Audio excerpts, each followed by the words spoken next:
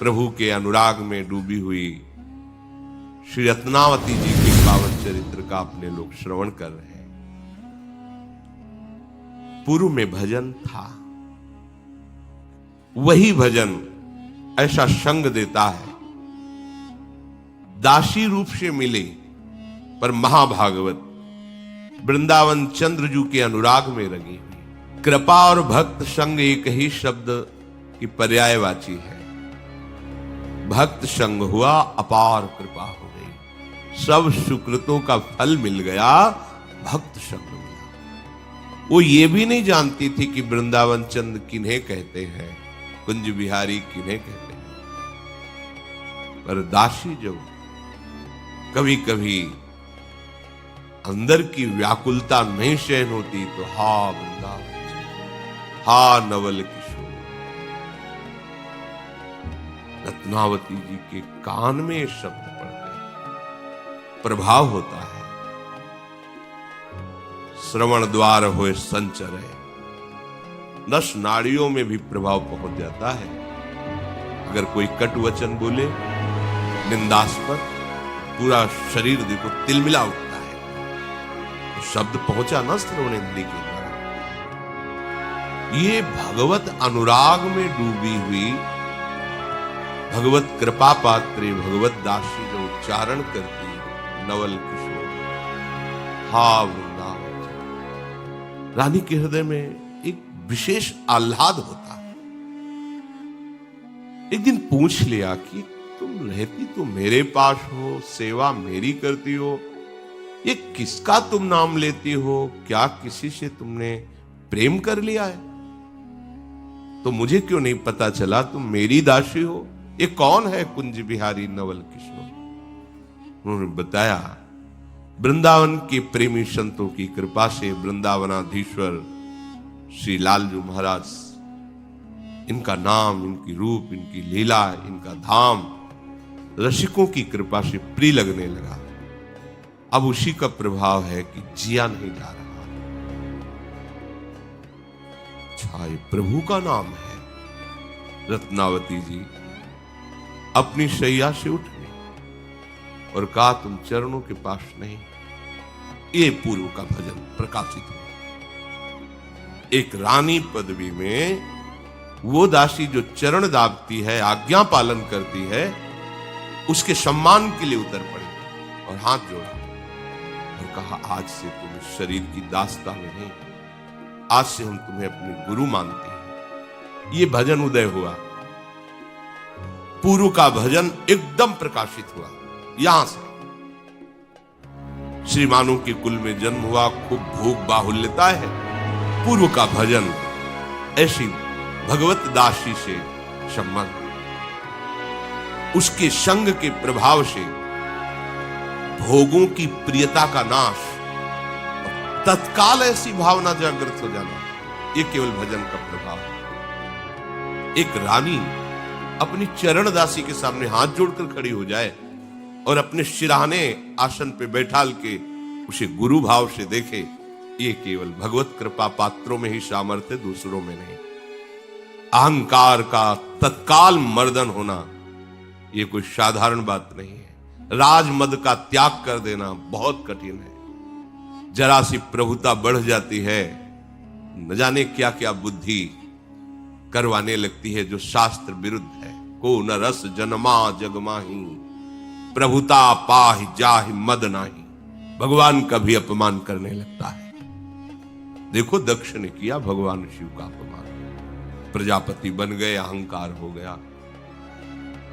लेकिन कैसा भजन का प्रभाव, तत्काल अपने आसन से नीचे उतर गई, प्रणाम मुद्रा में कहा, आज से तुम दासी नहीं, हमारी गुरु हो। अब तुम यहां बैठ के हमें केवल प्रभु की चर्चा सुनाओ।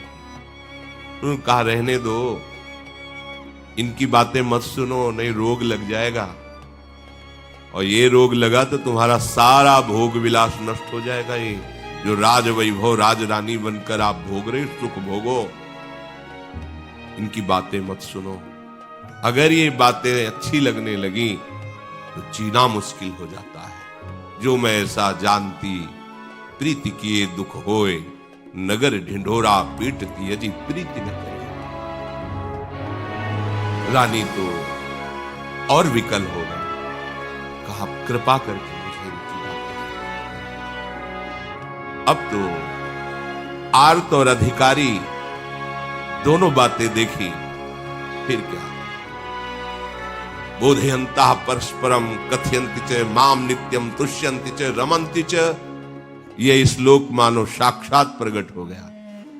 भगवत चर्चा करना, पूरी पूरी रात निकल जाती। रानी और दासी बैठे प्रभु की चर्चा कर रहे हैं, नाम कीर्तन कर रहे हैं। अब ऐसी व्याकुलता हुई कि मैं देखूं इनको। एक दिन हाथ जोड़कर कहा, आप वो उपाय बताओ जिससे इंद्र नीलमणि श्याम सुंदर का मैं साक्षात दर्शन कर सकूं। तो उनका प्रभु सेवा से जल्दी रीझते हैं, क्योंकि सेवा में अपनापन होने लगता है। इसलिए आप प्रभु की सेवा विराजमान करो। तो इंद्र नीलमणि की ललित त्रिभंगी लालजू की श्री विग्रह सेवा की रचना हुई, बड़े भाव से विराजमान किया। और जो दासी प्रेम पगी हुई दृष्टि से देखा तो मानो साक्षात प्रभु का आवेश उसमें हो गया। अब तो रात दिन उत्तम उत्तम भोग लगा करके दुलार करना। रानी है, सब कुछ सुख सामग्री है। आनंद तो बहुत आ रहा था, पर हृदय की जो मांग थी वो पूरी नहीं हुई। कैसे मैं इंद्र नीलमणि प्रभु को साक्षात देखूं? फिर प्रश्न, सेवा भी कर रहे हो, नाम कीर्तन भी कर रहे हो, प्रभु आ क्यों नहीं? उनका आपको बताएं, प्रभु के लाडले संतों की यदि सेवा बन जाए तो निश्चित प्रभु का साक्षात्कार। जहां भगवत प्रेमी महात्मा वहीं भगवान ने। मद भक्ता यत्र गायंती तत्र तिष्ठामि नारद। भगवान कहते, हे नारद, मेरे भक्त जन जहां मेरा नाम कीर्तन करते हैं, गुण कीर्तन लीला कीर्तन करते हैं, वहां मैं विराजमान रहता हूं। तो यदि आप ऐसा कर पाए कि भगवत श्री विग्रह जहां विराजमान पास में संत निवास बनाए और दूर दूर सेवक लगा दें, जहां संत भगवान दिखाई दे आदर के साथ बुलाया जाए और उनको भोग पवाया जाए, उनकी सेवा की जाए। संत सेवा में ही हरि का साक्षात्कार होता है। बड़ी सुंदर पद्धति दासी ने। भजबे को दो ही भले, कह हरिदास। पहले हरि सेवा विराजमान की, अब हरिदासों की सेवा। अब रानी ने प्रधान जो निजी सेवक थे दूर दूर लगा दिए। जहां कहीं वैष्णव संत जन दिखाई देते आते, संत निवास में उनका प्रभु की तरह आदर होता, उनको भोग पवाना है सब। और एक चिक डाल दी थी महल की खिड़की में। बाहर से कोई अंदर है ऐसा नहीं दिखाई देता, अंदर से देख सकती, संत जनों को देखती, तृप्ति नहीं होती। रानी की एक मर्यादा होती है, दासी बार बार समझाती, आप बाहर नहीं जाते।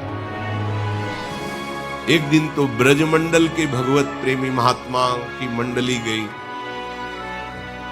जो ही ये पता चला ये ब्रज से आए हैं, विशेष आकर्षण, क्योंकि अपने प्यारे के जन शब बंदनी है, पर प्यारे के लीला स्थलियों में रहने वाले केवल जिस नाम रूप की हम आराधना करते हैं उसी में तन्मय होने तो विशेषता हो जाती है।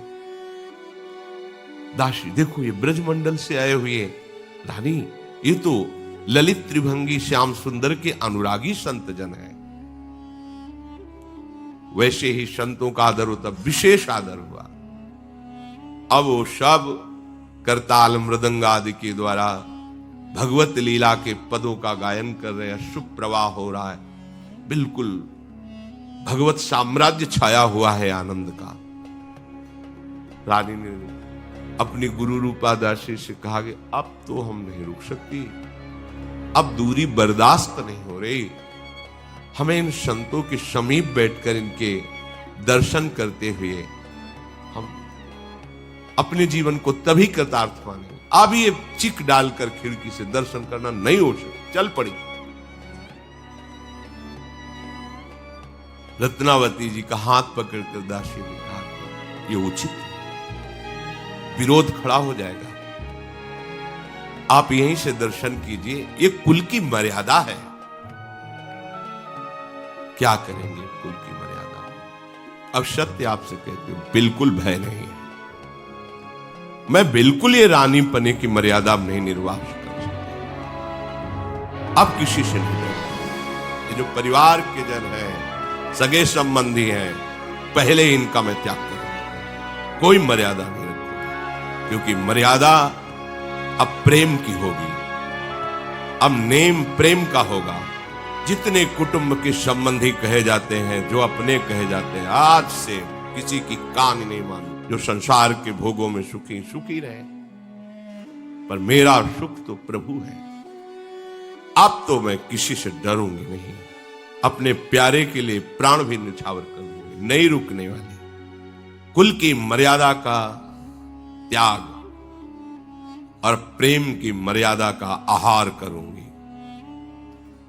दासी रोकती रही, पर रानी महल से उतरकर गई जहां संत विराजमान थे। जाकर के संतों के चरणों में लिपट गई, प्रार्थना की, भगवान यदि आप कृपा करें तो मैं अपने हाथों से आप सब संतों को प्रसाद पवाऊं, आज्ञा कीजिए। तो मेरी बड़ी अभिलाषा है, यदि आप आज्ञा करेंगे तो ही मैं ये सेवा कर पाऊंगा। यदि आप सहर्ष आज्ञा करें तो मैं सबको अपने हाथ से पवाना चाहती हूं। मैंने समझाने की कोशिश की, पर मेरा मन अब नहीं रुक रहा है। अब ये रानी पने का निर्वाह नहीं कर पाऊंगा, पर मैं जैसी आपकी आज्ञा होगी वैसा ही करूंगी। मुझे सबसे बड़ा सुख होगा आपकी आज्ञा का पालन करने में।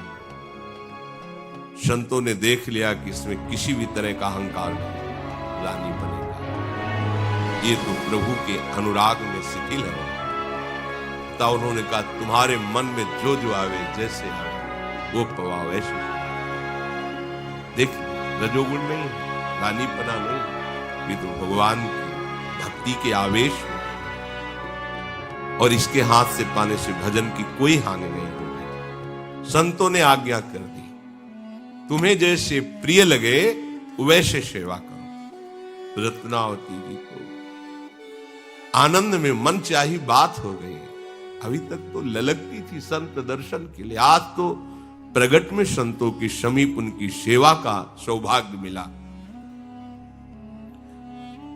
सोने की थाल में विविध प्रकार के व्यंजन सजाकर उमंग में भरी हुई, नेत्रों से आनंद अश्रु बह रहा है। बड़े प्रेम के साथ सब संतों को स्वयं भोजन परोस रही है। रानी के उस प्रेम भाव को देखकर संत जन आनंदित हो रहे हैं। संत और अनंत भगवान दोनों भाव के भूखे हैं। जो सामग्री का भूखा है वो विषयी पुरुष है। भाव आराध्य देव को प्रिय है, उनके दासों को भी भाव ही प्रिय है। रानी का भाव देख करके सब संत जन आनंदित हो रहे। अहो भाग्य जो ऐसी भगवत अनुराग में डूबी हुई रानी के हाथ से प्रसाद मिल रहा है। जहां सौभाग्य मनाते संतों के हाथ से मिलना, वहां संत जन आनंदित हो रहे कि ऐसी भगवान नाम प्रेमी, भगवत भक्तों के प्रति ऐसी भावना करने वाले की हाथ से प्रसाद। संतों का हृदय द्रवित हो गया। यही आशीर्वाद जब आपकी सेवा से, आपकी आज्ञा पालन से संत जन गुरुजन उनका हृदय शीतल हो जाए, द्रवित हो जाए, तो आशीर्वाद मांगने की जरूरत नहीं होती, पहुंच गया आपके पास। संत जन रानी के इस प्रेम भाव को देखकर एकटक देख रहे हैं, अश्रुधारा चल रही है। आज उनकी मनचाही बात हो गई। भक्तों के बीच में सबको परोस परोस के पवारी भक्तजन करुणा दृष्टि से देख रहे हैं। इन्हीं की दृष्टि से भगवान को देखने की दृष्टि मिलती है। जब भक्त जनों की करुणा दृष्टि जाकर हृदय में प्रकाशित होती तो मानस नेत्र खुल जाते हैं। संत कृपा, गुरु कृपा, भक्त कृपा, ये मानस नेत्रों को खोलती है। जहां मानस नेत्र खुले तो निरखि नयन हरिवंश, ही के नयन निहारी। आज अभिलाषा पूरी हुई, सबको प्रसाद पवाया इंद्र नीलमणि ठाकुर जी का।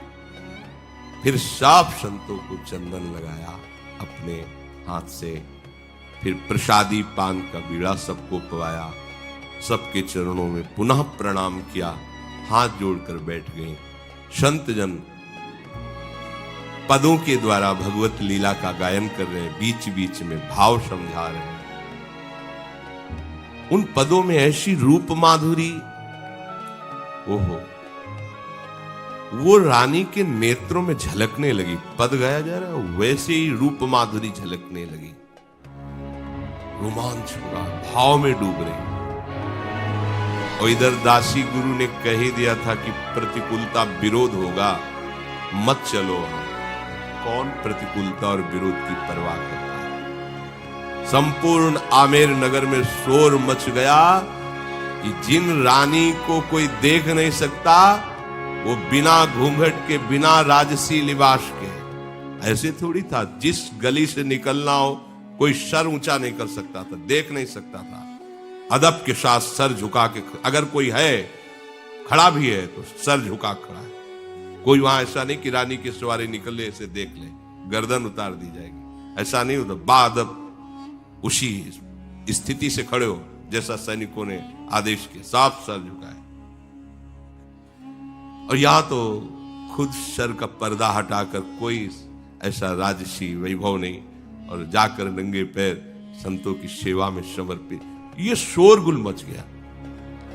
रानी पर्दे के बिना सैनिकों की रक्षा के और बैरागी संतों की सभा में आ गई है।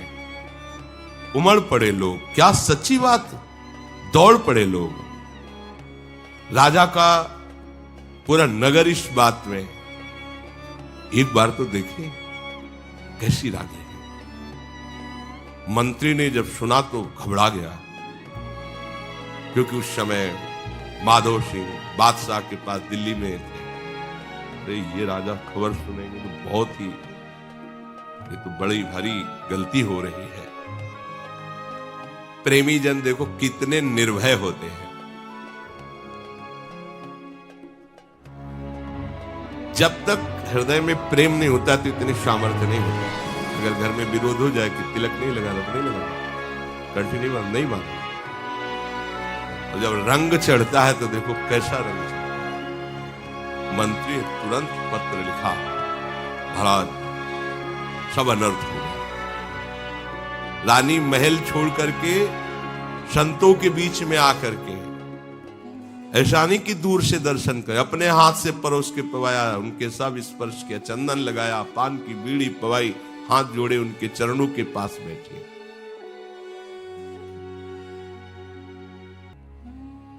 कुछ तो नगर के लोग अपना अहोभाग्य मान करके देखने आते थे, और कुछ तो जो निंदक थे, उपहास करने वाले थे, वो अपनी बातें, पूरे नगर में बातें फैली। एक ने आके सूचना दी कि पूरा नगर ऐसा था, रानी बंद कर नहीं सकता, हमें नहीं सुना। संतों से कहा, महाराज न मेरे से प्रभु की सेवा बनती है, न भजन बनता है। जन्म जन्मांतर से अपराधों को करती रही हूं, इसीलिए रानी बनी। विवेक देखो, क्या मुझे इस रानी पने से भगवान मुक्त कर देंगे? लोग रानी बनना चाहते हैं और वो प्रार्थना करें कि मुझे इस रानी पने से, क्या आप सब संतों की कृपा से मुझे हरिजू कभी स्वीकार करेंगे? संतों ने कहा, आप हरि का स्वभाव नहीं, हमारे प्रभु का एक स्वभाव है, बहुत गंभीर है, बहुत उदार और हृदय की बात वो देखते हैं। खास बात है, ये बाहरी नाटक दिखावे की जरूरत नहीं है। वो हृदय की बात है। दिखावे में कमी हो जाए चलेगा, हृदय की बात में कमी नहीं, बाहर चूक हो जाए चलेगा, आंतरिक चूक नहीं होनी चाहिए। हरि को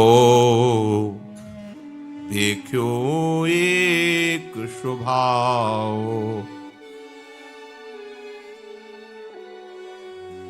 इधर तो इनकी संतोष से चर्चा हो रही है, प्रभु के स्वभाव, प्रभाव, महिमा, और पूरे नगर में बहुत से लोग आते, अपने धन्य भाग मानते रानी के दर्शन करके कि पृथ्वीराज कुल में ऐसी भक्ता रानी, भगवत प्रेमी, ओहो हमारे अहो भाग्य, हमने आज इनके दर्शन पाए।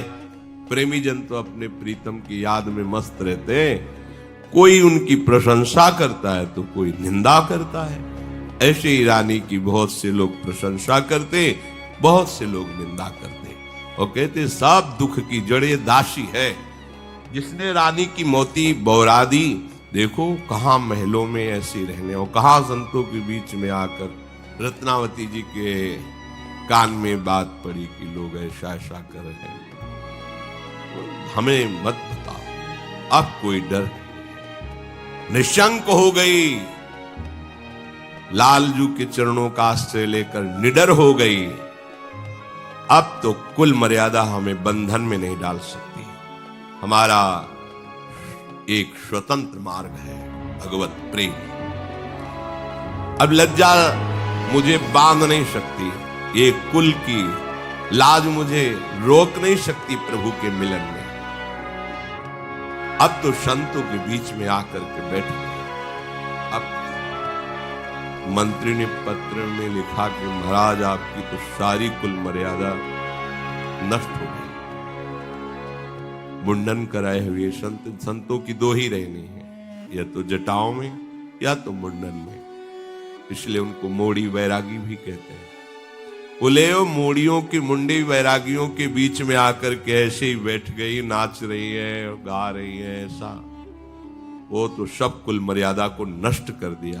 पत्र में मंत्री ने तत्काल लिख करके दिल्ली में उस समय राजा विराजमान थे, उनके पास भेजा। दूत शीघ्रगामी घोड़े पर बैठ करके गया और पत्र दिया और सब समाचार सुनाया। पत्र को पढ़ते और दूत के मुख से सारा हाल वर्तमान का सुनते ही क्रोध की आग भड़क गई कि पूरे शरीर में क्रोधावेश हो गया। संयोगवशात इसी बीच में रत्नावती जी के सुपुत्र, ये भक्त थे, श्री प्रेम सिंह जी आए। नई अवस्था, और माता जब भक्तों के अनुराग में संत सभा में बैठी तो वो भी तिलक लगाए, कंठी बांधे। दृष्टि गई मस्तक पर तिलक, गले में कंठी। राजा को जाकर जैसे प्रणाम किया जाता है वैसे प्रणाम किया।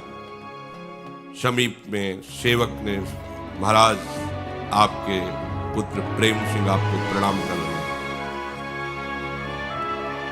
राजा ने आंख उठा के वैसे क्रोधावेश में थे, देखा वही कंठी वही तिलक, और कहा आ गया मुंडी वैरागियों का बेटा।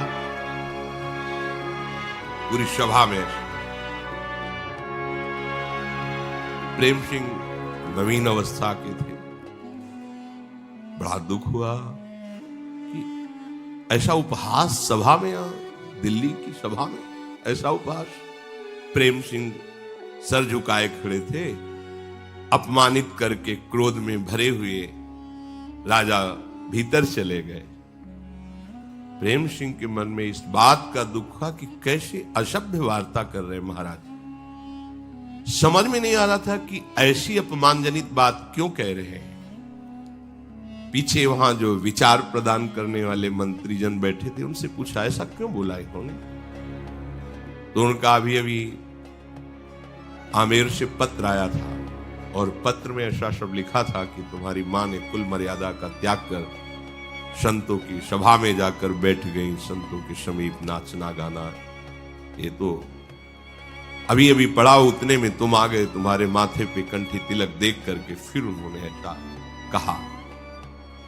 वो प्रसन्न हो गए, अच्छा ऐसा। तो फिर हम धन्य हो गए।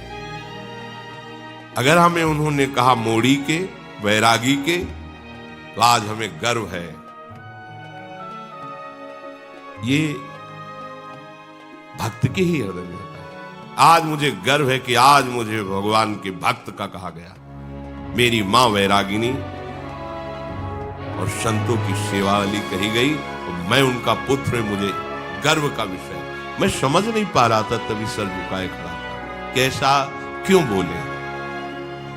तुरंत उन्होंने भाव से माताजी को स्मरण करके प्रणाम किया कि आज हो भाग्य, मुझे ऐसी मां मिली। उनका हृदय परम शीतल हो गया, बार बार मां के चरणों का स्मरण कर रहे हैं कि ये तो बहुत बड़ा पद मिला। तन मन आनंदित हो गया।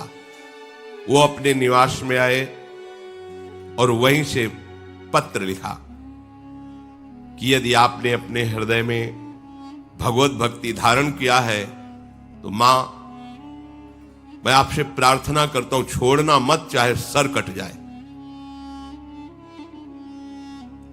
अपने प्राणों की बाजी लगा देना, पर अब ये भक्ति भाव का त्याग मत करना भय आने पर, क्योंकि राजा प्रतिकूल हो चुके हैं। भरी सभा में मुझे मोड़ी वैरागिन के बेटा कह के संबोधन किया है। यद्यपि लोक में इसे अपमान कहते हैं, पर मैं इसे बहुत बड़ा सम्मान मानता हूं। अब मैं मोड़ी और वैरागिन का ही बेटा कहलाऊंगा, क्योंकि यही सत्य मार्ग है। और आपको चाहे सर कटवाना पड़े, अब ऐसा नहीं होना चाहिए कि आप डर जाओ और पीछे हट जाओ। शीश की बाजी, कष्ट सह करके, प्राण देकर भी अब भागवत धर्म की रक्षा करना। सर्वस्व चला जाए, पर अब भागवत धर्म नहीं जाना चाहिए। ये निष्ठा हर उपासक के हृदय में। प्रभु के मार्ग में चलने वाला उपासक अगर ऐसा डरपोक हुआ तो ठीक नहीं। प्राण चाहे चले जाए, जो तुही प्रेम मिलनदा चाओ, तो शीश उतारी महल में आओ। उतर न देई प्रेम रस माती, दीपक जरे भभू के बाती। ये अंदर का। अब तो प्राणों की बाजी लगानी पड़ेगी, चाहे जितना कष्ट हो, चाहे जितना विरोध हो, चाहे जितनी निंदा हो, अपने सतमार्ग से नहीं हिलना चाहिए। प्रेम सिंह का पत्र लेकर तीव्रगामी दूत रत्नावती जी के समीप आया और भक्ति रंग में रंगी हुई रानी को प्रणाम करके पत्र दिया कि आपके पुत्र प्रेम सिंह ने पत्र दिया है। रानी ने पढ़ा, उसमें लिखे प्रसंग को पढ़ते ही इनको भगवद आवेश आ गया। अच्छा, ऐसा? अभी तक रानी भेष में ही रहती, अब रानी के केश सुंदरी त्रिफुलेल से सजाए जाते थे, श्रृंगार होता था। संत सभा में ही बैठी, मुड़वाया, नाव जो बनाने वाला नाव उसे गांव में कहते हैं, उसको बुलाओ। वहीं केस हुआ, संत सभा। कैसा है, जहां कोई पर्दा से नहीं देख सकता था, वहां खुले मुंडन कर नापित नहीं। ऐसे अपने बालों को मुड़वा दिया, मुंडी। पहले ये नियम था, संतों की सेवा करके, सत्संग आदि करके, नाम कीर्तन आदि होने के बाद वो राजमहल में चली जाती। परंतु उन्होंने कहा आज के बाद जो ठाकुर जी रनिवास में मंदिर बुलवा लिए, ठाकुर स्वयं नहीं गई, बुलवा लिया, आज के बाद राजमहल में प्रवेश नहीं करूंगी, राज अन्न नहीं खाऊंगी। अपने श्री ठाकुर जी को वहीं संतों के वहीं सेवा पूजा नाच गान, महल से अन्न धन सब छोड़ दिया। जो भावुक श्रद्धालु जन नगर के थे, वो जो दे जाते, ठाकुर जी का भोग लगता, संत जन पाते, वो भी रानी वहीं शयन, वहीं ठाकुर जी का उत्थापन, वहीं उनके चरणों में रहे। और पत्र लिखा प्रेम सिंह को कि जैसा तुम्हारे पिता ने कहा था वैसा ही हो गए। अब मूड मुड़वा कर सच्ची बैरागिन बन गई हूं। अब बिल्कुल रानी पने का कुछ भी लेस नहीं है। रात दिन ही अब संतों के बीच में रहती हूं। तुमने बहुत बढ़िया किया जो पत्र लिखकर मुझे सूचना दे दी। परम हित की बात हमारे हृदय में अब जागृत हो गई। अब मैं किसी की पत्नी नहीं, कहीं की रानी नहीं, मैं ठाकुर जी की दासियों और संतों के बीच में रहती हूं। बोल, कितनी बड़ी बात है, ये कोई छोटी बात नहीं है। इतना बड़ा विरोध राजा से रानी होते हुए कर लेना, राजअन्न नहीं, राजमहल नहीं, राज पोशाक नहीं, अपने ठाकुर जी बुला लिए। रत्नावती जी का पत्र लेकर दूत शीघ्र गया और प्रेम सिंह ने बुलाया तुम्हारी माता। पहले उन्होंने पत्र को प्रणाम किया। इतनी श्रद्धा, ये केवल मां ही नहीं हरिभक्ता है, इसलिए पत्र को प्रणाम किया और प्रणाम करके पढ़ा, झूम पड़ा। जब उन पत्र में लिखा था कि हमने मूड मुड़वा करके राजमहल त्याग कर अपने ठाकुर को लेकर संतों के साथ हो गई, राजअन्न का त्याग कर दिया है, प्रेम मगन हो गए। आज से अब हमारी गिनती भगवत दासों में हो गई, मगन हो गए। मेरी मां भक्ता है, ये गर्व का विषय। हाँ, नाते नेह राम के मनियत सुहृद सुषेव्य जा। आज मैं मां कहकर धन्य हुआ क्योंकि मेरी मां भगवान की भक्त है। भरत आज प्रेम सिंह कह रहे, जब मैं मां कहता हूं तो मेरा हृदय गर्व से भर जाता है कि मेरी मां भगवान की भक्ता है। बहुत उल्लास हुआ, दूतों को भेजा, जितने साधु ब्राह्मण सबको बुला के लाओ, नौबत बजाई जाए। हीरे जवाहरात पकवान सब बट रहे हैं, बधाइयां बजने लगी। राजकुमार है, राजा ने सुना बधाइयां बट रही है, बड़ा नौबत बज रही। ये क्या है उत्सव प्रेम सिंह के यहां जो ये सब हो रहा है, कौन सा उत्सव है, पता लगाओ, आप बधाइयां क्यों बज रही। तब राजा के निजी जनों ने जाकर के सब सूचना दी, महाराज आपने जो कहा था कि मोड़ी वैरागिन के बेटा, तो ऐसा ही हुआ है। रानी ने महल त्याग दिया, मुंडन करवा लिया, संतों के बीच में बैठ गई, राजअन्न का त्याग कर दिया, कोई राज मर्यादा नहीं। अब तो हृदय में ऐसी आग लगी है, बेटा बधाई बंटवा रहा है, इसी बात की नौबत बजवा रहा है, पूरे शरीर में क्रोधावेश छा गया। तुरंत सैनिक तैयार किए जाओ, पहले बंदी बनाओ इसको, प्रेम सिंह को, पहले इसको दंड दिया जाएगा। हमारे होते हुए हमारे विरोध में नौबत बजवा रहा है, क्रोध एकदम है। कुंवर प्रेम सिंह को जब मालूम हुआ कि उधर आदेश दे दिया गया है सैनिकों को, तो अपने निजी जनों को तैयार किया, कहा हम ही काफी इनके लिए, पिता से युद्ध करने के लिए तैयार हो, बिल्कुल तैयार युद्ध के लिए। ये भक्ति की लीला है, जिनके द्वारा पोषित हैं उन्हीं से युद्ध करने के, दैत्यराज कह के, ये भक्ति का स्वरूप है। पिता पुत्र में युद्ध की तैयारी देखकर जो हितैषी जन मंत्री जन थे, वो अच्छी तरह से समझाया राजा को भी कि आपको अपने पुत्र के साथ युद्ध करना, सारे देश में आपकी निंदा होगी। बुद्धिमान शुभ चिंतकों ने प्रेम सिंह जी को समझाया, माना ठीक है ऐसा, लेकिन क्या ये भक्ति का स्वरूप अपने पिता को युद्ध में परास्त करना। लौकिक विषयों के लिए करोड़ों जन्म गंवाए, एक जन्म भगवान के लिए दे दूंगा तो क्या चला जाएगा। प्रेम सिंह जी ने कहा, अगर हमारा विरोध भक्ति का करेंगे तो हम युद्ध करेंगे इनसे। मंत्री आदि ने पैर पड़ करके कहा, आप राजकुमार शांत हो जाइए, आपको उचित नहीं। उधर राजा के पैर पकड़, आपका ही पुत्र है, आप शांत हो जाइए, प्रजा क्या सोचेगी, अभी समय नहीं है। उनका भी बाजा बजवाना बंद करें, ये बांटना बंद करें, वहां जाओ।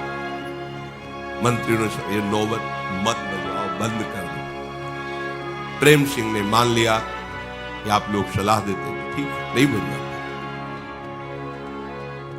राजा से कहा कि देखो नौबत बजना बंद हो गई, अब आप सैनिक वापस कीजिए, युद्ध नहीं होगा। माधो सिंह अब दिल्ली से चले और आमेर आ गए, जहां रानी है। नगर में निकट पहुंचते ही लाखों लोग घेर लिए राजा को। महाराज की जय, और तो राजा ही है। महाराज बड़ा अनर्थ हो रहा है, ऐसा जो विरोधी भाव वाले थे। अब राजा मन में क्या करे, कैसे, कोई उपाय नहीं सूझ रहा। भवन में, राजमहल में प्रवेश किया और मंत्री को बुलाया। नाक कट गई। अब क्या हो? ये जो नाक वाले लोग हैं ना, ये बहुत परेशान होते हैं इसी में कि नाक कट गई। मंत्रियों को बुलाया और राजा ने कहा मेरी तो नाक कट गई, अब वो जुड़ तो नहीं सकती, पर खून जो बह रहा है उसको तो बंद कर दो। अर्थात मेरी नाक कटा के बैरागिन हो गई, मेरे नाक के नीचे रहकर ये नाचेगी गाएगी, कम से कम इसका तो कुछ उपाय करो। ये कैसे मरेगी? जब तक ये मरेगी नहीं तब तक नाक कटने के बाद जैसे खून बहता रहता है वो हमें रोज जलन पैदा करेगी।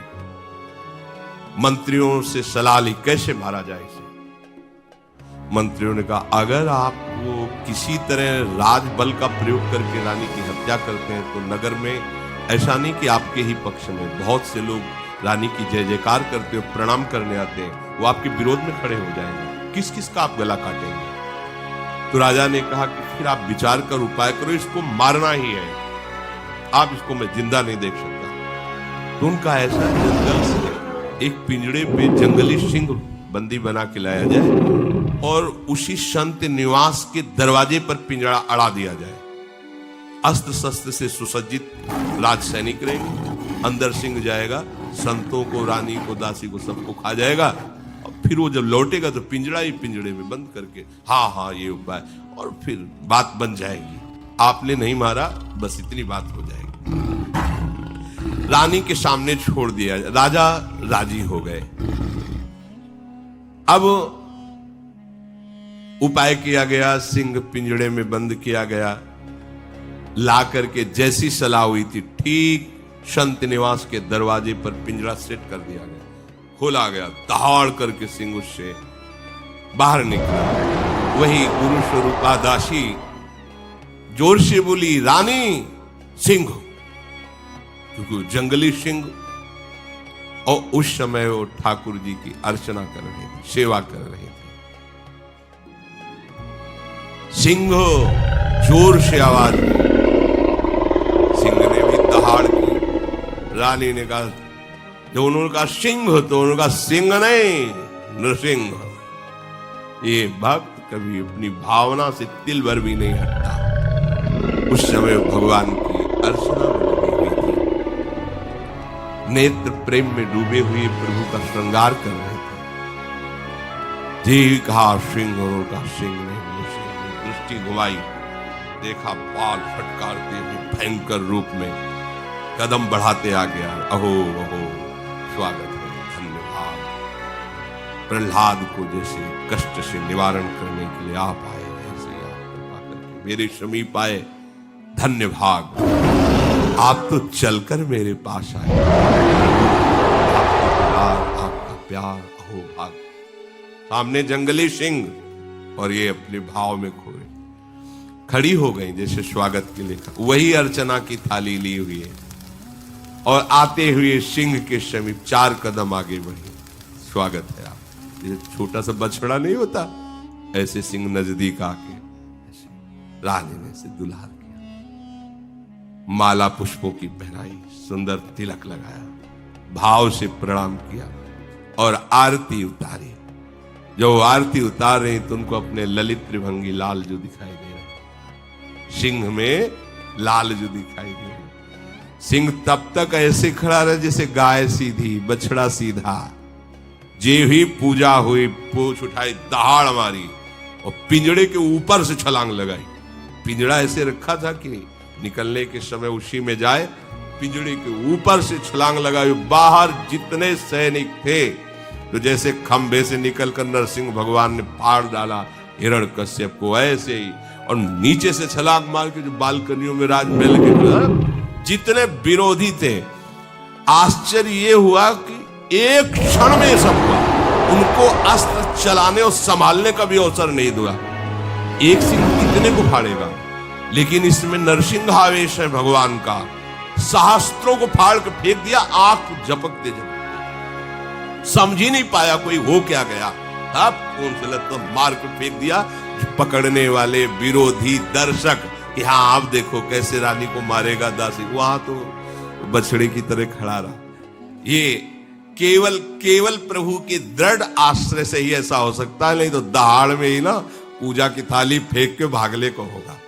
क्योंकि अगर थोड़ी भी निष्ठा गई तो फिर ओ है वही मत्ता परतरम नान्य। विमुखों को तत्काल मार दिया और जोर जोर से गर्जना करके आनंद की चाल में से जंगल की, तो किसी की हिम्मत नहीं थी कि सिंह के आसपास।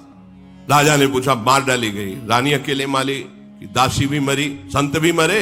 बोले एक भी नहीं महाराज। क्यों? बोले एक दो नहीं मरे, हजारों मरे, लेकिन आपके सब मरे। क्या हुआ? जब सिंह अंदर गया तो रानी के सामने घुटने टेक दिए। रानी ने पूजा की, प्रणाम किया, आरती की, बाहर निकले तो आपके हजारों सैनिकों को उनके दीवार। साधारण बात, जंगली शेर मंगाया, उसने सबको फाड़ डाला, रानी को नहीं ऐसा। तो हमारी पत्नी अब साधारण नहीं है, स्वांग नहीं है, वास्तविक भक्ति है। अब महल में बैठना उनको आग लगने लगी। अब क्या करें? ये तो बड़ा अपराध बन गया। भगवान के भक्त का अब इतना तो पता ही, भगवान के बल से ये सब सृष्टि चल। अब क्या होगा? क्या करें? कैसे? दिमाग में आया, छोड़ो लोग लाज की, मैं राजा हूं, मेरी पत्नी, चलो क्षमा करो। सामने जा करके शास्त्रों लोगों के बीच में साष्टांग प्रणाम किया रत्नावती जी। ये है अटल श्रद्धा और विश्वास का। राजा है, पति है, विरोधी है, साष्टांग दंडवत किया। अत्यंत नम्र होकर के, बहुत दैन्य होकर हाथ जोड़ करके, ओ क्षमा कर दो मुझे, मेरी बुद्धि बदल गई थी, विपरीत हो गई थी, मैं तुम्हारे प्रभाव को नहीं जानता। भाव विभोर होकर भूमि पर पड़े हुए हाथ जोड़कर प्रार्थना, मुझे क्षमा कर दो। इन्हें प्रणाम देख करके दासी ने कहा महाराज आपको प्रणाम कर रहे हैं। तो उनका नहीं, लालजू को प्रणाम कर रहे हैं। सामने लालजू को प्रणाम कर रहे हैं। हाँ ठीक ही है, ये क्या, ब्रह्मादि भी हमारे लालजू को प्रणाम करते हैं। तो एक छोटे से प्रांत के राजा मुड़ के भी नहीं देखा, मुड़ के भी नहीं देखा और कहा लालजू को प्रणाम कर। ठीक ही है, क्योंकि ये क्या है, बड़े ब्रह्मादि शिवादि भी जिनके चरण रखने की चौकी को प्रणाम करते हैं, वो हमारे लालजू हैं। इसे कहते हैं निष्ठा। एक बार भी रानी ने कहा ये लालजू को प्रणाम कर। दासी ने कहा देखो हाथ जोड़कर आपसे प्रार्थना, एक बार तू देख लो। कहा नहीं, ये बिकी हुई आंखें हैं, किसी और की ओर नहीं हो सकती। ये बात मतलब यही खास बात समझनी। रानी ने क्या कहा, अब ये बिकी हुई आंखें हैं, लालजू ने खरीद लिया है, अब ये आंखें किसी और की। मीरा जी ने भी जब ब्याह होके गया था, प्रथम मिलन में जब आए उनके पति, उनसे यही कहा कि देखो हम मन वचन और कर्म से गिरधर लाल की हूं, उनको एकांत में बताती हूं, ना तुम्हारा अधिकार इस शरीर पर है ना हमारे पर है, केवल ये स्वांग हुआ है उनकी इच्छा से। अगर आप इसे स्वीकार कर लें तो आपके लिए बहुत अच्छा रहेगा। उतर पड़े शैया से और चरणों पर बैठे और कहा अहो भाभी, पर हमारा आपका व्यवहार बाहर पत्नी पति जैसा रहेगा, एकांत में गुरु शिष्य जैसा रहेगा। उनका पूरा जीवन राणा साहब ने ऐसा ही निर्वाह किया। जब एकांत होते तो शिष्य की तरह बर्ताव करते मीरा जी से, और जब समाज में होते तो पति जैसा कि कोई उनको विक्षेप न पहुंचावे।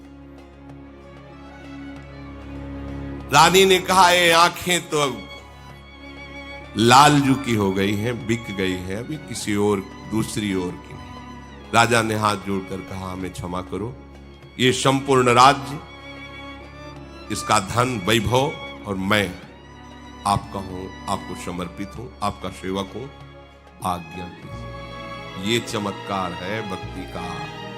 जो विरोध में है वही सर्व समर्पण आप स्वीकार करें। रानी ने कहा, मैं किसी संपत्ति, आपसे कोई संबंध नहीं,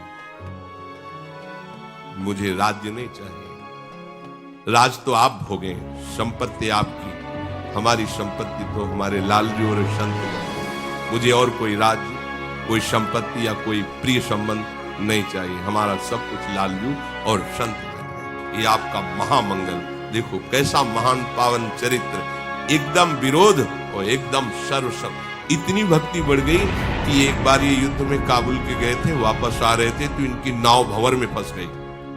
तो नाविक ने कहा कि ये तो जल जहाज फंस गया, डूबेगा पक्का, अब जिसको तैरना आता हो निकलो, जैसे भी ये डूबेगा। तो उनका किसी को भागने की जरूरत नहीं, हमारा सौभाग्य है भगवान की भक्ता हमारे घर में रहती है। भाव से ध्यान किया रत्नावती जी के चरणों का, जहाज से निकल कर किनारे आए।